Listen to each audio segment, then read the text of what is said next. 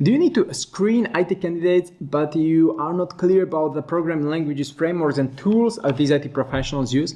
It may be a little overwhelming because there are so many languages, so many frameworks, yet everything has an end. And so do these tools and technologies IT professionals use. So let me just show you in this video an example developer. So this is from the Confident Interviews guide.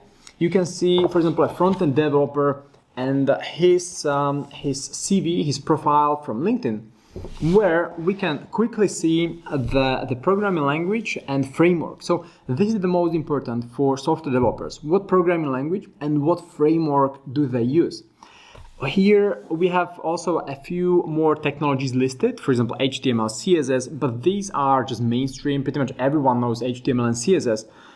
I mean, from those developers. So that's not really a difficult must-have skill. What is important is the programming language. In this case, front-end developer, it would be JavaScript. And what framework? So there is probably a mind map here. Let me just open it up. Oh yeah, for example, here on the next page, there is a mind map with it's just a little screenshot from the larger mind map. With front-end developers, you can see they use JavaScript and they use React, Angular, Vue.js, Ember, or some other framework. So this is what I would focus on when screening a candidate. What framework, what language does this person use? And then, based on this technology, I can determine if the person is working on the website or developing mobile apps or developing desktop applications or enterprise applications. Okay, so as you can see in this guide, we just focus on a few of these must-have technologies. Another example could be a database developer. So here is a CV of a database developer. The most important keyword here would be the development, not development language, but it is like PL SQL is a procedural language. It's a programming language, procedural language. So as soon as we see PL/SQL, also pronounced as PL SQL, on a candidate's profile, we can assume that the developer is working as a database or data warehouse developer. Okay, so based on the tools, based on the languages, based on the frameworks these IT professionals use, we can determine what exactly does he or she work on.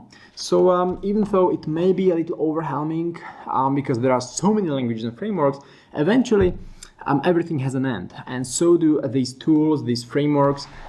You can just look at some of these mind maps. Probably this one includes software developers.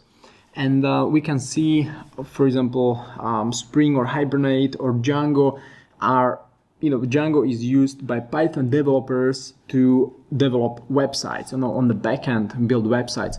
So if you learn this, then you will know that Django developers will not develop mobile applications because Django cannot be used to develop mobile applications. And as soon as you have these mental connections, everything is easier in terms of sourcing and identifying the best candidates.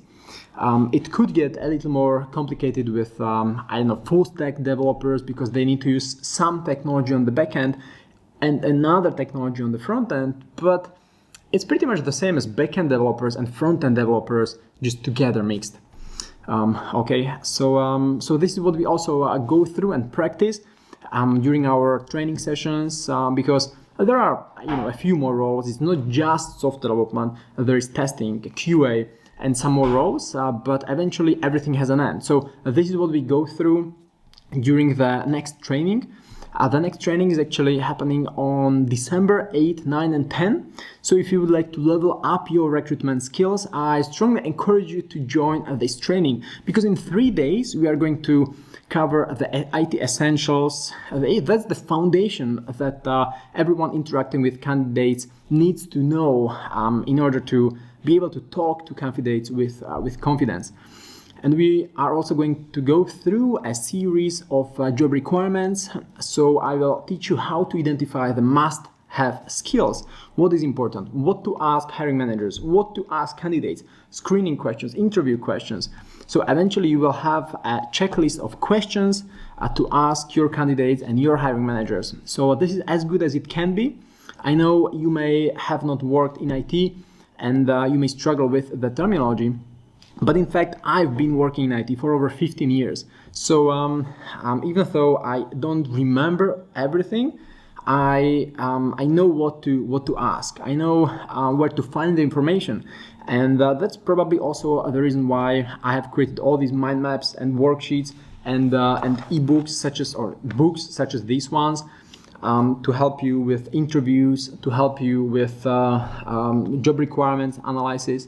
Okay, so this is just a piece of what you can go through during the next training. So if you would like to level up your recruitment skills, if you would like to become a little more professional IT recruiter and earn more commissions and bonuses, then I strongly suggest you consider joining us on December 8, 9, and 10. So there is probably a link somewhere below this video.